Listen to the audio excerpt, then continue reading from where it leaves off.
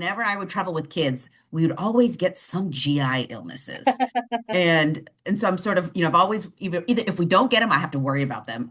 But what GI illnesses should we be worried about the most? And what are some things that we could do to Mhm. prevent some of the GI stuff? Sure. Well, just a quick warning for anyone who might be eating their dinner while listening to this webinar. Perhaps just turn down the volume for the next 30 seconds while I talk about how GI illnesses are spread.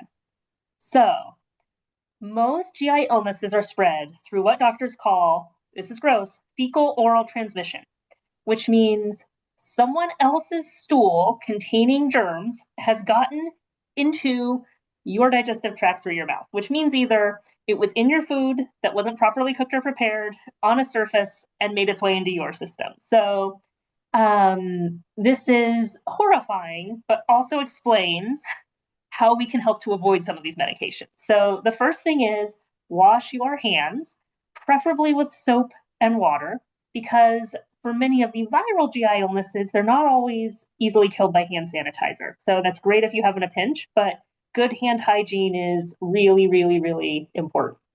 So, you can get the typical viral gastroenteritis like we might get at home.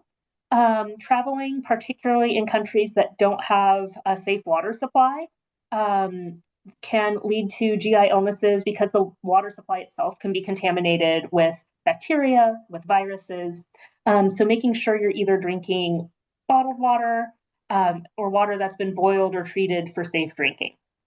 This also goes into ice. So ice for drinks, sodas and cocktails and those interesting things you might want to consume, of course, in moderation only while traveling.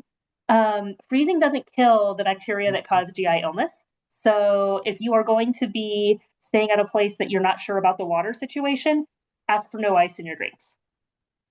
Uh, Absolutely. the other adage we have is for food, making sure it's been fully cooked.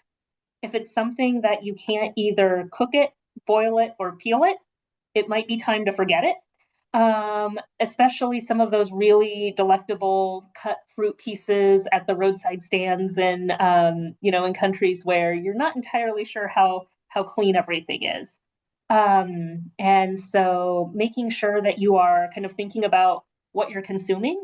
And then if you do get sick, do you have a plan to treat it? Do you have another thing to add to that travel kit might be some Pepto-Bismol or antidiarrheals to get you through the initial hump. But if you're getting sicker or feel like you can't keep things down or having any bloody diarrhea, of course, that's a great time to go to your US Embassy website, find yourself a nice English speaking doctor and get seen locally there. Absolutely. And I learned the hard way. We used to travel to India and Pakistan a lot, and I learned the hard way that even brushing my teeth, and when you swallow the Mhm. water, that can also be contaminated and lead to some GI upset. Absolutely. So if you are traveling in a place where you're not sure that the water out of the tap has been filtered, which in many even nice hotels, they might provide, good drinking water at the buffet or for in their restaurants, but bringing some of that bottled water back to your room to brush your teeth is a great way to stay healthy. Absolutely.